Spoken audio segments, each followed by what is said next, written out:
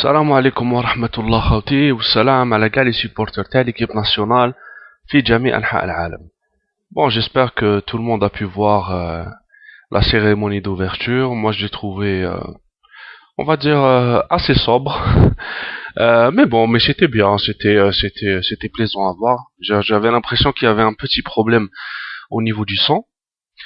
Mais bon, Cheb Khaled, ça nous a fait plaisir. Il a bien chanté, donc voilà, ils ont bien représenté les 6 nations africaines. Donc ça fait plaisir. Al-Mohem, moi je voulais juste vous dire, parce qu'il y a une information qui est en train de circuler. Bon, au départ, je voulais faire une toute petite vidéo sur le 4-4-2, parce que je voulais vous mettre une explication sur le 4-4-2, mais je vais y revenir. Donc sur Antar Yahya, apparemment, il y a une information qui circule, hadrou alayha la chaîne 3, شفتها في le site TF1, quelques sites de football, قالك Antar Yahya, apparemment, il s'est blessé au niveau de la cheville. Il a eu un contact aérien avec le gardien Mboli, et il s'est mal réceptionné apparemment. Donc on ne sait pas la gravité de sa blessure. J'espère franchement rien de grave. Parce on venait juste de retrouver notre charnière centrale avec Magic Halish et Antar. Donc si à la veille, je veux dire, à 2 jours du match contre la Slovénie, Antar Yahya se blesse, ça serait franchement dommageable. Franchement dommageable. Qui plus est, Blade n'a pas été du tout convaincant contre l'Irlande. Et Medjani n'a pas du tout joué de match avec l'équipe nationale et n'a pas joué de match avec la défense traditionnelle algérienne. Donc voilà. Donc j'espère franchement rien de grave pour notre joueur, parce que on sait pas là pour le moment. Ils vont nous dire dans les prochaines heures s'il y a pas à s'inquiéter, ou Inch'Allah, voilà. En plus, c'était lui qui devait prendre le brassard de capitaine. Donc Inch'Allah, rien de grave pour Antaré. Bon, je voulais vous mettre une vidéo explicative de le 4-4-2, parce que je viens de relire l'intervention, la conférence de presse de Rabah Saadane, où il a dit que l'Algérie peut jouer aussi en 4-4-2, que ce soit pour le match contre la Slovénie, deuxième ou le troisième. Comme je vous ai dit, il est en train de brouiller les cartes. Donc comme je vous ai fait une vidéo sur le 3-5-2, sur le 4-5-1, donc je vous laisse avec Graham Taylor qui va expliquer le 4-4-2. Voilà khawti. Et Inch'Allah, rien de grave pour Antar. Salam alaikum.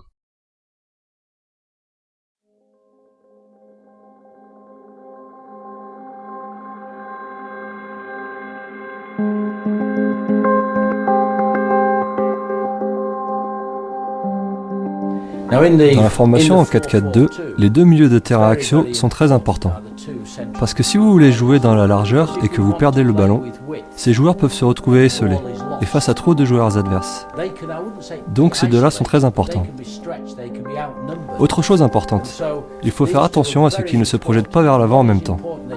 Donc par exemple, si un d'eux part en attaque, l'autre doit rester défendre. De nos jours, il existe d'autres formations où les entraîneurs choisissent d'aligner un milieu de terrain défensif qui reste tout le temps à ce poste. En 4-4-2, vous avez tendance à permuter les joueurs. Un va vers l'avant et l'autre reste en arrière. Les 2 milieux ne vont jamais en attaque ensemble parce que vous risquez de laisser un espace immense entre ces joueurs et la défense. Et si vous perdez le ballon, alors votre équipe est sous la menace d'une contre-attaque rapide, avec énormément d'espace pour les adversaires. Ces joueurs sont donc très importants et il est primordial qu'ils connaissent bien leur rôle et qu'ils sachent ce que vous attendez d'eux.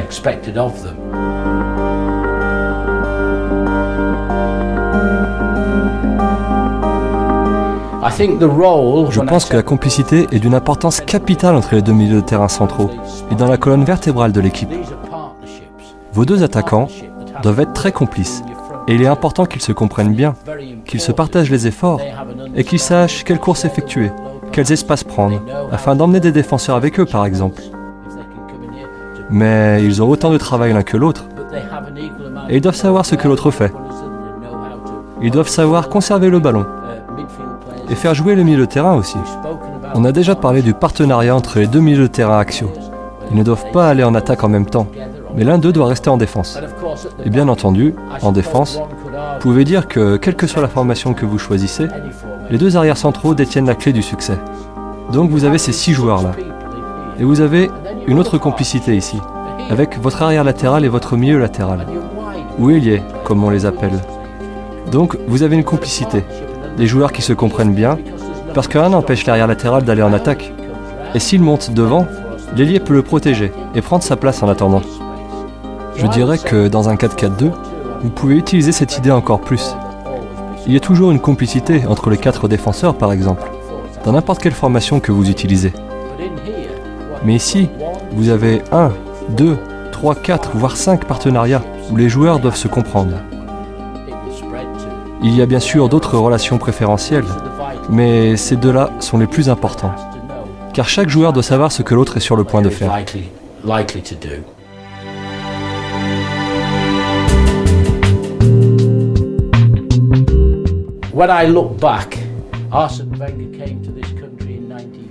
Quand Arsène Wenger est arrivé en Angleterre en 1996, il a hérité d'une équipe d'Arsenal solide et compétitive. Mais avec ce groupe, il a créé une équipe qui jouait en 4-4-2, un 4-4-2 flexible. Les mauvaises langues diront que les joueurs qui leur donnaient cette flexibilité étaient les 4 joueurs offensifs, tandis que les 6 joueurs défensifs restaient à leur poste et formaient une ligne arrière solide.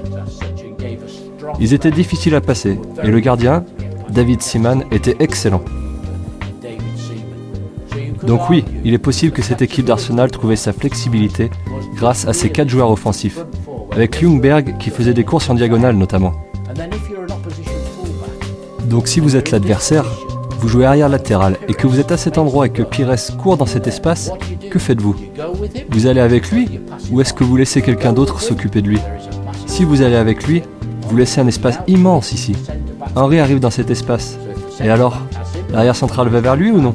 C'est facile de dire « Restez où vous êtes ». Ne va pas vers lui, on reste à nos postes, donc si Pires se projette vers l'avant, ce joueur va le marquer. Et si Henry se déplace, il est couvert aussi. Mais ça ne marche pas du tout comme ça. Ça a l'air bien comme tactique, mais ça ne marche pas du tout comme ça.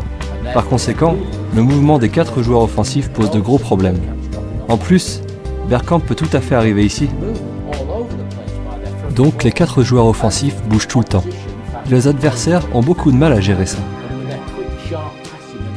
Et avec leurs passes courtes et leurs petits déplacements, Arsenal était une excellente équipe. Je pense que Wenger a changé la face du football anglais. Quand il est arrivé en 1996, pratiquement toutes les équipes jouaient en 4-4-2. Mais on jouait de façon statique. Je pense qu'on doit féliciter Wenger pour ses idées, pour le mouvement des joueurs et la flexibilité des équipes.